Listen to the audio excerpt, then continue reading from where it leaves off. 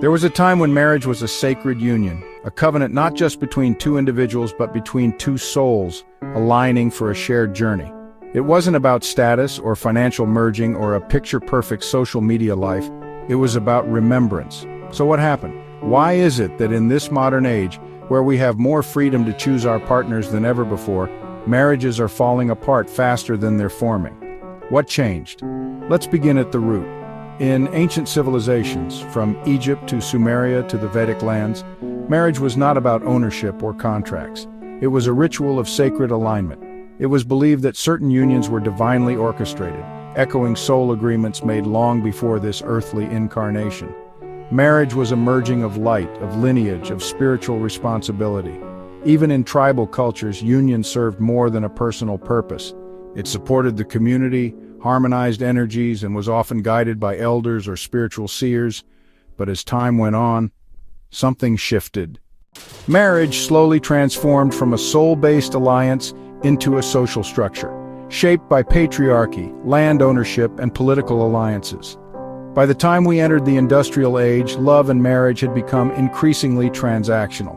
A woman's role was to serve, a man's role was to provide, and few dared question the arrangement. Then came the Romantic Revolution, the idea of true love, of finding the one, of living happily ever after. We moved from duty to desire, and while that brought emotional liberation, it also brought disillusionment.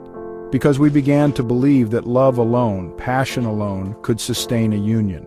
And yet, love without foundation, without inner wholeness, cannot hold the weight of sacred partnership. So here we are in the 21st century. More people than ever are getting divorced, many within the first 3 to 7 years of marriage. Why? Because we enter relationships with unhealed wounds. We enter hoping to be saved, to be rescued from our own loneliness, our inner chaos, our unmet childhood needs. But the truth is, no one can save you but you.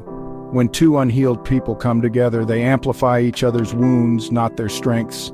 What begins as romance turns to resentment. What began as chemistry becomes conflict. We've been sold the idea that there is a perfect partner out there who will make us happy. That happiness comes from being chosen. That love is something given to us by another. But here's the truth. Love is not something we find outside ourselves. It's something we remember within, and only when we are anchored in our own wholeness can we enter union without needing to be completed. This is why marriages are breaking, not because love is dead, but because self-awareness is missing. So what do? We begin within. We reclaim sacred union as a spiritual path, not a destination. Before we join another, we must walk through the temple of our own soul. We must meet our inner child, heal our ancestral wounds, learn how to sit in solitude without fear. Only then can we offer love, not just seek it. Marriage, in its truest form, is a spiritual container for evolution, a mirror that helps us grow, shed illusions, and rise in love, not fall into it. So ask yourself, are you seeking love or are you seeking escape? Are you ready for union or are you hoping to be rescued? Because the love you deserve, the kind that grows, evolves, and elevates, begins not with another but with you. Let us remember, the sacred meaning of marriage was never about possession. It was always about alignment. Thank you for being here, beautiful soul. Until next time, may you walk in remembrance. If you found this message meaningful, please like, share, and subscribe for more insights.